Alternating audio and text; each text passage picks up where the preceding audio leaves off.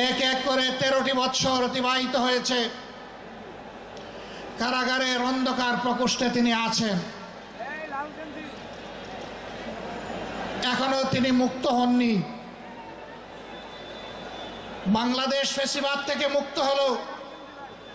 আমাদের প্রশ্ন, ফ্যাসিবাদের সবচেয়ে কঠিন সাক্ষী আজহারুল ইসলাম সাহেব মুক্ত হলেন না কেন?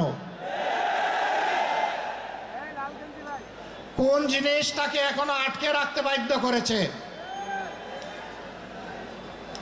কেন এই বৈষম্য? আমরা তো নিজের থেকে অন্যান্য নেতৃবৃন্দের মুক্তির দাবি জানিয়েছিলাম, এই উদারতা আমরা দেখিয়েছিলাম, উদারতা আমরা দেখিয়েও যাব। কিন্তু আজহারুল ইসলাম সাহেব কবে মুক্তি হবেন সুস্পষ্টভাবে জানতে চাই সরকারের কাছে।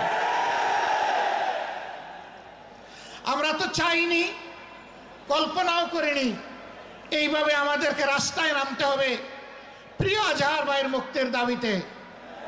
আমরা বাধ্য হয়েছি। আমরা স্পষ্ট বার্তা দিতে চাই, তার মুক্তি না হওয়া পর্যন্ত এই সমাবেশ প্রথমও নয়, শেষও নয়। সমাবেশ, বিক্ষোভ, আন্দোলন অব্যাহত থাকবে।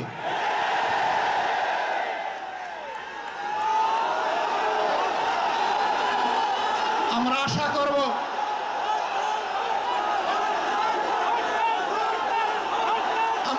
করব সরকার শুভবুদ্ধির পরিচয় দেবেন।